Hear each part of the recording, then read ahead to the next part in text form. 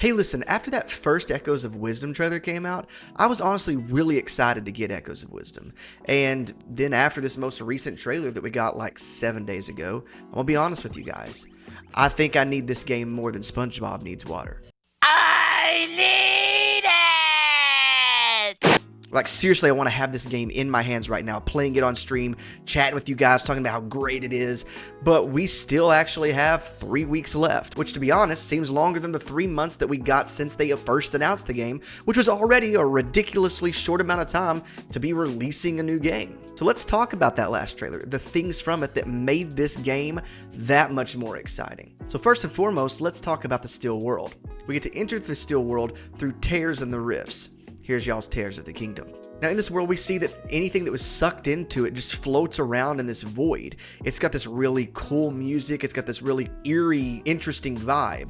And people and objects are just frozen. We actually get to read that if a person is frozen here for too long, they eventually fade away. Now, I don't think this is one of those things where it's like Majora's Mask is actually timed and you need to save them before they fade away. I think it's more like if you want to go do 50 side quests before you save this person, go do that.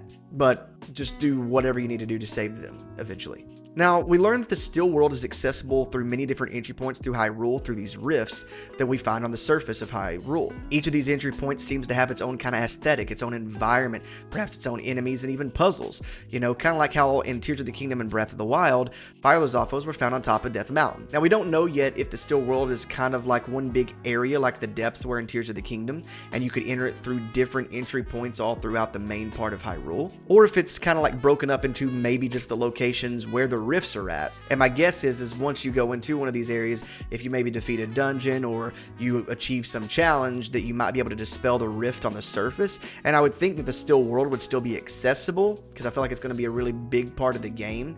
And I think it's also very important that they are making a difference between there is a rift, which is on the surface of Hyrule, and then there's the Still World, which is the world where all of the rifts are pulling to. Hopefully that makes sense. I just feel like it's important that they're using different lingo for Still World and rifts. Now we do get to see a cool dungeon down in the Still World. And this dungeon seems to take a little bit more of that classic, fully constructed dungeon that I feel like a lot of people have been wanting since we got the Divine Beasts in Breath of the Wild. We get to see some Dark Nuts and some Keys in this dungeon. However, we do see a big difference. The Dark Nuts look just like normal Dark Nuts, but the Keys, they look like they're covered in the rift. This isn't the first or last time that we see these enemies. They're scattered throughout this trailer, and they were even in the last trailer. We even get to see a Lionel that's shrouded in this stuff as well, that we get to see in the Navigating the Still World screen that Zelda's in.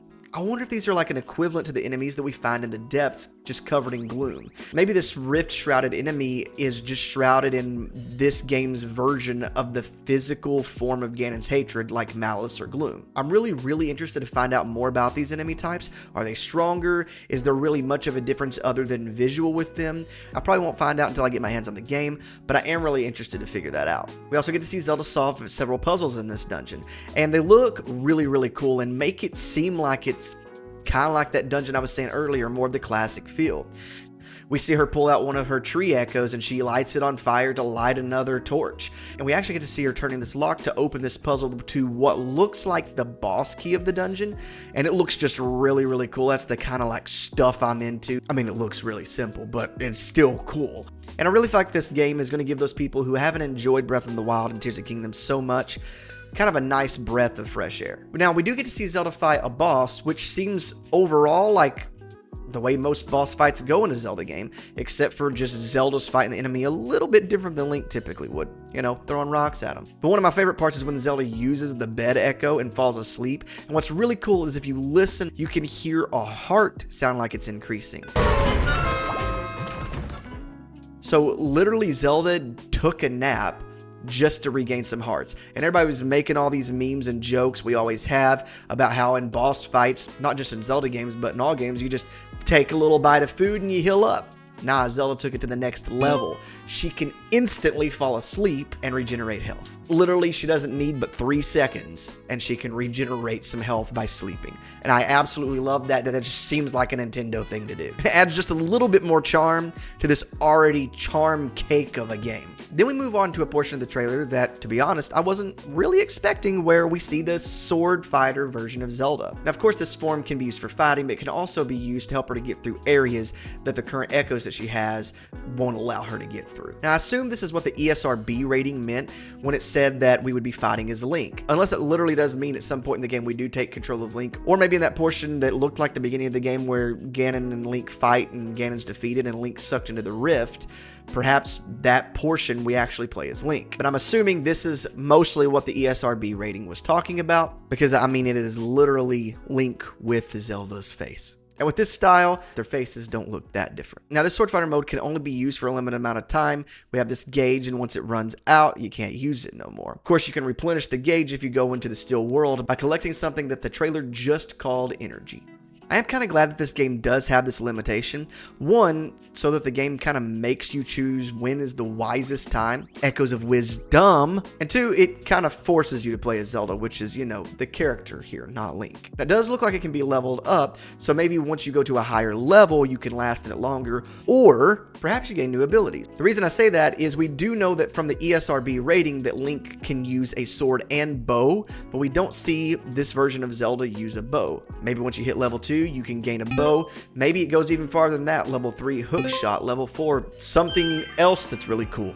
And maybe by the time you get to the last level, you have this version of Link that you can turn into that has a lot of use and a lot of items that he can use to help aid you, but you can still only use them for the same amount of time that you can the Swordfighter mode originally. I will say that though this is really cool, I wanted a Sheik if we was going to have a physical combat kind of style more than I did this. I was hoping we'd talk to Impa, she'd teach us the way of the Sheikah, and we learn how to sneak around and do kind of crazy stuff, like disappear into the shadows and then come out and just stab a dude. I don't know, maybe there's some reality where this still happens. Perhaps it's the highest form of Swordfighter mode. Or who's to say that there's not a similar mode to Swordfighter where she turns into Sheik, and it's more of a stealth mode and she has to use it on stealth missions. That'd be really cool. Plus, I think Sheik would be really cute in this art style. But maybe I'm just dreaming over here. Another cool thing that I feel like is another callback to Tears of the Kingdom and Breath of the Wild is I noticed that in this portion of the trailer that you can use meat to distract the moblins and then attack. Very similar to how you can use bananas to distract the Yiga clan and then sneak around them. To be honest, I don't think we've actually seen how much of the last 2 games have been implemented in this 2D world, and I think this is going to really make for a unique and awesome experience. Not just because Zelda's playing as the main character, but because we literally get all of the games, everything that's ever existed, and they get to use all of that, all of the good parts of it, and come up with this beautiful masterpiece. And that's genuinely what I think is going to happen here. Then we move on to this Inhabitants of Hyrule section of the trailer, and of course they started off with none other than our gargoyle looking guy Dampé. Looks a little like Moe from The Simpsons. However, in this game, this guy is an engineer. Like, dude went to school. Dude got some education, guys. And Dampé actually gives us another ability with his inventions called the automatons, I think is how you say it. They look like Zelda enemies such as Octoroks and Choo-Choos, but are mechanic and have different effects than Echoes do. One looks like it blows some enemies up as it launches itself into the sky, and one is even taking on a wolf with some powerful jams, I guess? Also, I guess wolves are back, so maybe there's more wildlife in this game as well. It'd be really interesting to see if we could see herds of horses running around kind of like we did in Breath of the Wild and Tears of the Kingdom. But the automatons can break, they're not completely invincible once he makes one, and I'm sure Dampé will need either money or materials, or perhaps both, to make more, and will probably get mad at us for breaking it. That could be what's happening in this scene right here. He might just be throwing a little bit of a tantrum. I mean, I guess we did break, like, some of his life's work, though. We also get a few quick shots of several apparently quirky characters, including Acorn Hat Guy, a guy who appears to own a dojo, some guy with a paraglider, a great fairy, and quite possibly the greatest Goron that we have ever seen designed. We also get to see the Gerudo tribe again, and we've actually seen these Gerudo people before, and personally I think that the lady in purple is like up to no good.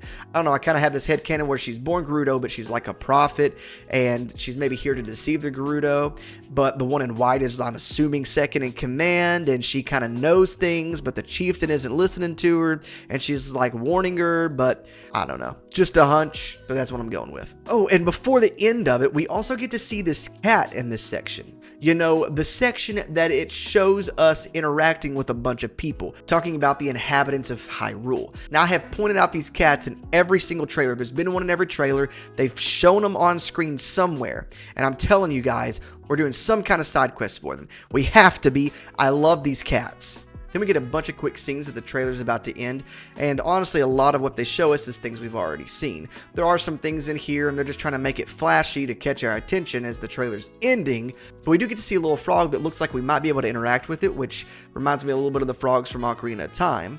But also, Zelda can hide in pots, which is really, really cool. We also get to see what looks like it could be a really fun minigame where Zelda's racing her horse, maybe trying to beat this time to win a prize, perhaps like a heart piece or something like that. And then we got possibly one of the coolest Zelda reveals we could have gotten for this game. It looks like Volvagia is back. I mean, he even comes out of the pits like in Ocarina of Time.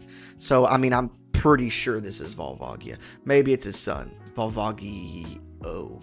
It looks like he has some kind of green jewel on his neck around a necklace. So maybe that's what we're here to get, and maybe that's what we're here to obtain as we beat, I'm assuming, the boss of this dungeon. Such a cool, classic, nostalgic enemy. And he's also in the Still World, so I'm curious if all dungeons are Still World or if this is just that beginning dungeon that we've seen. And then our boy Link at the end of the trailer has to turn around, look at us with his possessed eyes, and Skyward Sword fashion, like he's going after Girahim or something, jumps in the air to attack our precious Princess Zelda. I mean, you know, similar things have happened with Link and Zelda before, where the roles were reversed and we had possessed Zelda, but dang, to see our boy in green taken advantage of like that. Dang. I will say that I'm pretty sure this is where we get the sword from to become the Swordfighter version of Zelda. This looks like the same exact room that we see her pick it up in, and the sword that she gets looks like it's kind of in the area where he's standing before he, you know, jumps 30 feet into the air. So this might be fairly early on in the game that we actually meet him. Maybe we meet him several times. And if what I was talking about earlier is true and we have to level up to get new items, maybe each time he comes into the fight with a new item to fight us with. Maybe level 2, he's shooting us with a bow. Level 3, throwing bombs at us. Who knows? So to be honest, guys, I'm pretty excited about this game. I went from pretty high expectations at like 7 or 8 to like 10 or 20 or whatever you guys will allow me to go to. Let me know what your guys' favorite part of the trailer is as well, and are you guys excited for the game? Also, if you'd like to join me, I'll be streaming the game on the 26th and the 27th for sure, probably around 11 a.m., maybe 12 p.m. I'll keep you guys posted about that, but if you want to check that out, subscribe and hit that bell notification and you won't miss it. Appreciate you guys. Hope you guys have a great rest of your day, and I'll see you guys next time.